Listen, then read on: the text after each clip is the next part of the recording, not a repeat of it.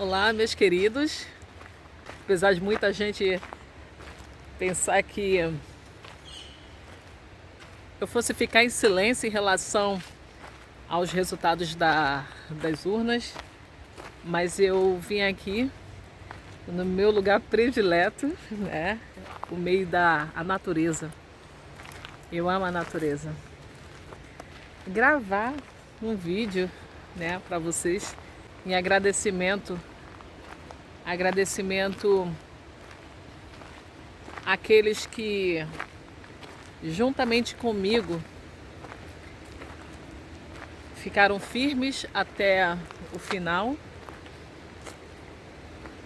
e mesmo no dia das eleições não desistiram, votaram com sabedoria, né?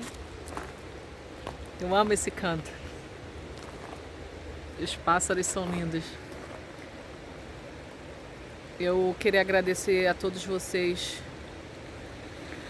que acreditaram no que nós havíamos dito, acreditaram que nós precisávamos orar e ainda precisamos orar porque foi o primeiro turno e muitas pessoas tinham dito que Bolsonaro não ia para o segundo turno porque ele simplesmente tinha a maioria da população, a maioria dos votos.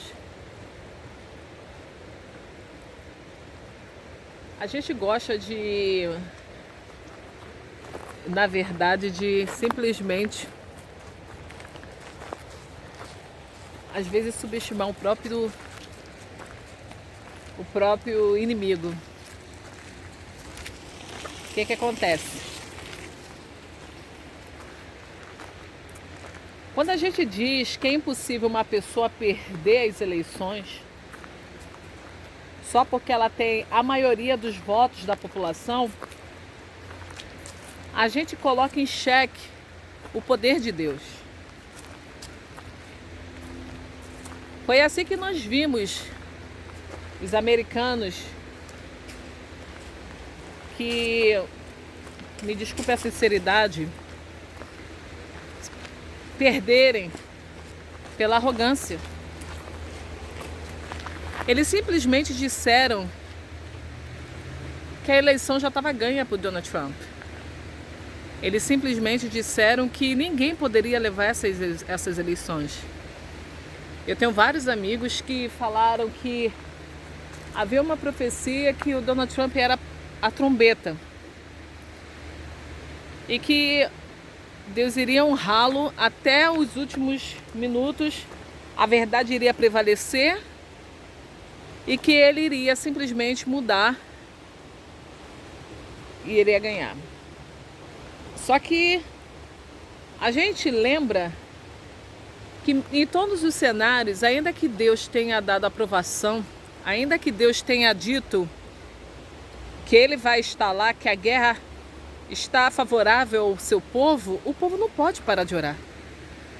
O povo não pode parar de insistir que a nossa luta é contra a potestade, pessoal. Quando Moisés ele foi lutar contra os amalequitas, Deus tinha dito para Moisés que eles iam guerrear contra os amalequitas e eles iriam prevalecer sobre os amalequitas. Moisés vira para Josué e fala para Josué escolher a dedo aqueles que iriam guerrear contra os amalequitas. E ele vira para Josué e fala que ele ia subir o monte com a vara de Deus em suas mãos e ele ia rogar a Deus a favor do povo israelita. Mas vamos lá, se Deus tinha dito a Moisés que a vitória era certa, por que Moisés precisava subir ao monte junto com Arão e Ur e rogar a Deus pela vitória? Deus já não tinha dito. Deus já não tinha dito que a vitória era certa, que ele estaria com o povo? Por que Moisés haveria de insistir nisso? Porque Moisés entendeu que ainda que Deus tivesse dito que ele estaria com o povo, que Israel ia vencer, Moisés e o povo precisavam fazer a parte deles.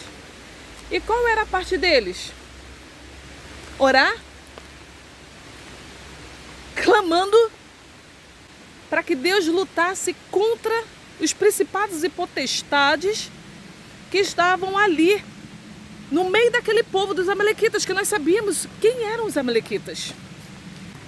A Bíblia diz que Moisés ficou até o pôr do sol, com as mãos estendidas, orando, rogando, para que Deus intervisse na luta. Eu quero fazer um ponto aqui para vocês. O que simbolizava aquela vara na mão de Moisés?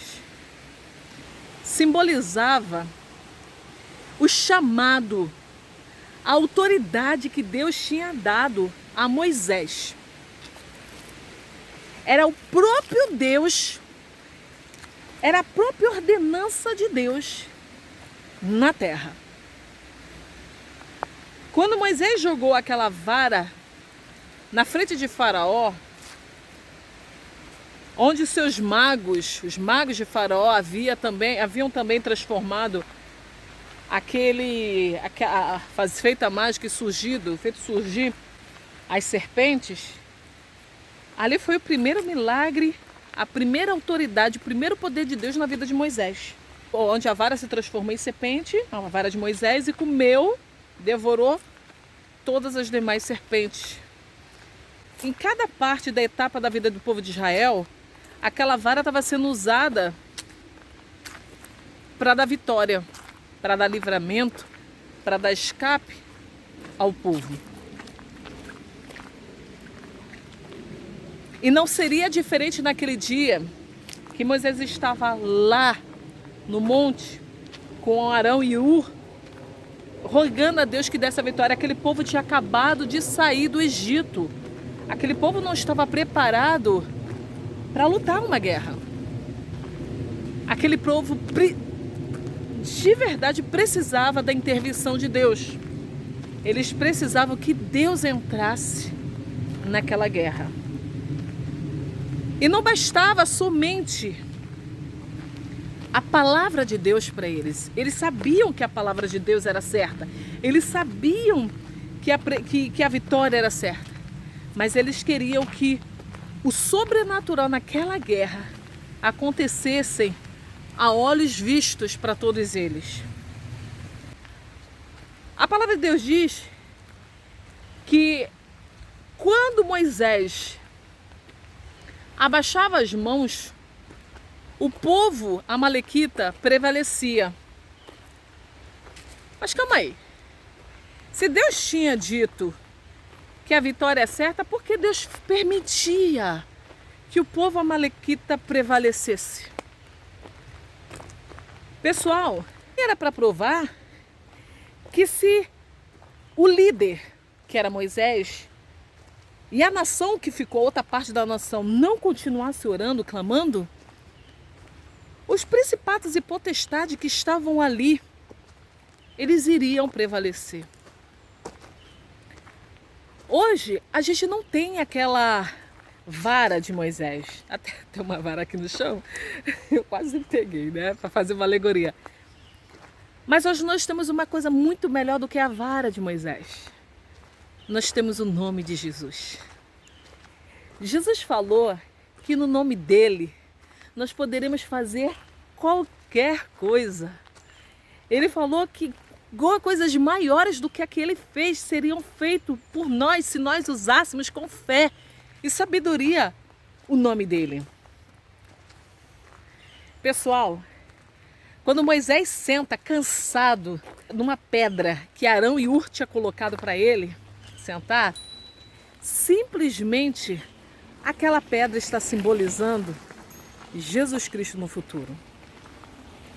Aquela pedra está simbolizando que ainda que a gente esteja cansado, sobrecarregado das nossas lutas, ainda que o inimigo aparentemente esteja vencendo, mas a palavra de Deus diz que em Cristo, que é a nossa rocha firme, nós estaríamos alicerçados nele, a nossa confiança alicerçada nessa rocha, nós poderíamos fazer qualquer coisa e pedirmos qualquer coisa que seria feito. Por que eu estou falando tudo isso aqui? Porque agora no dia 2, nós tivemos uma eleição e eu não sei, eu acho que foi 2 dias antes ou um dia antes, eu trouxe para vocês a minha interpretação do que seria o primeiro turno. Muita gente veio para mim dizendo: Rejane, você está sonhando demais. José sonhou demais e se tornou realidade. Rejane, não é essa a interpretação. O presidente vai ganhar em primeiro turno porque o país inteiro, todas as passeatas dele, tudo que ele faz, tem muita gente. Tá na cara que não tem como ter fraude. Tá na cara que ele já ganhou. Tá na cara que você precisa vigiar mais e entender que a nossa guerra não é contra carne nem sangue, mas contra os principados e potestades que atuam nesse mundo. Tá na cara. Ele tinha ganhado sim o adversário no primeiro turno. E era isso que Deus mostrou há 4 anos atrás. Era isso que o inimigo das nossas almas, que está doida para transformar o país o Brasil naquilo que outros países têm se transformado, estavam planejando. Eles não tiveram pudor. Eles não tiveram pudor. Eles simplesmente fizeram com que o plano deles prevalecesse. Só que muitos de vocês ainda não sabem. Em última hora, nos últimos minutos, Deus interveio e revelou o que estava sendo feito. E essa era a nossa oração. No dia das eleições eu estava em jejum até o pôr do sol, porque eu lembrei desse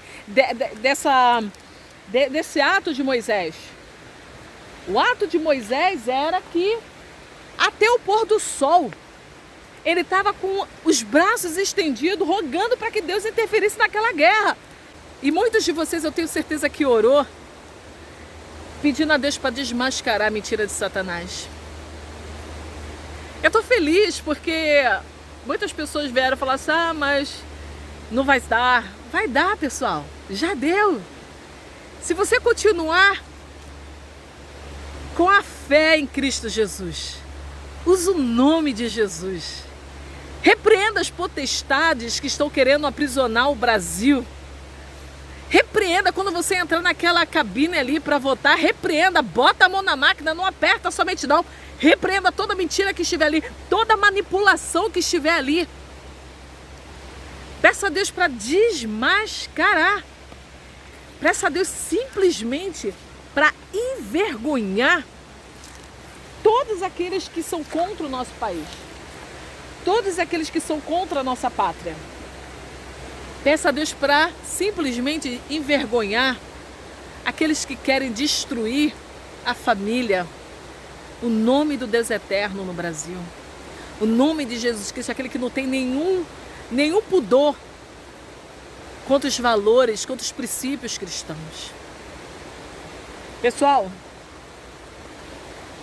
eu vejo vitória no primeiro turno. Nós elegemos uma bancada de senadores incríveis que temem ao Deus vivo. Nós elegemos uma bancada de deputados federais incríveis. E nós iremos eleger o nosso presidente da República. Eu falei para vocês, ele não é o melhor. Porque o melhor é o príncipe da paz que está por vir, é o nosso Senhor Jesus Cristo. Mas nesse momento, ele é a melhor escolha a ser feita. A todos vocês que estão ainda indecisos, não sabem se votam nulo, branco, não faça isso, porque você vai estar dando voto ao adversário. E eles podem usar esse voto justamente para fazer com que os propósitos deles se concretizem. Mas voltando à nossa fala lá, que eu dei toda aquela explanação da guerra entre Israel e os amalequitas, hoje nós não temos a vara de Moisés. Mas nós temos a rocha inabalável, que é Jesus Cristo. Então, vibre, porque nesse momento era para estar eu e você chorando. Mas Deus ouviu a nossa oração. E as mentiras que ocorreram nessa eleição vai começar a vir à tona. E o que aconteceu nos Estados Unidos, por causa da arrogância dos crentes que acharam que, porque Deus mostrou, Deus revelou que o Trump vai ser a trombeta. Eles agarraram aquela promessa e descansaram. Mas a gente não pode agarrar a promessa e descansar. Se Daniel tivesse feito isso, pessoal, se Esdra tivesse feito isso, se a igreja primitiva tivesse feito isso, nós estaríamos simplesmente sem referência. Sem referência, para que não basta a gente se apoiar na promessa.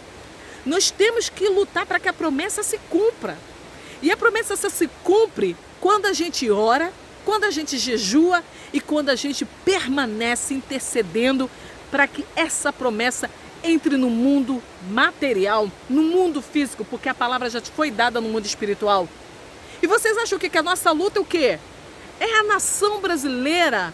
São principados e potestades querendo dominar, querendo derrubar. Vocês acham que a guerra é simples, é só contra Bolsonaro e Lula? Vocês sabem quantas oferendas têm sido feitas para que Lula ganhe? Vocês sabem quantos pactos têm sido feitos para que ele ganhe? Nós não fazemos pactos, nós não fazemos oferendas. Mas nós clamamos e devemos usar o nome de Jesus. Nós devemos usar o nome de Jesus para conseguirmos aquilo que nós estamos procurando.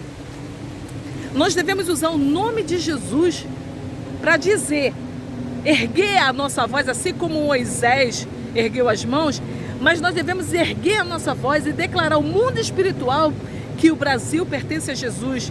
E mas porque Deus deu uma promessa de que o Brasil será celeiro das nações. Ok, agora resta saber celeiro o quê? Celeiro para exploração, como foi no passado? Nós não podemos ser celeiros para exploração.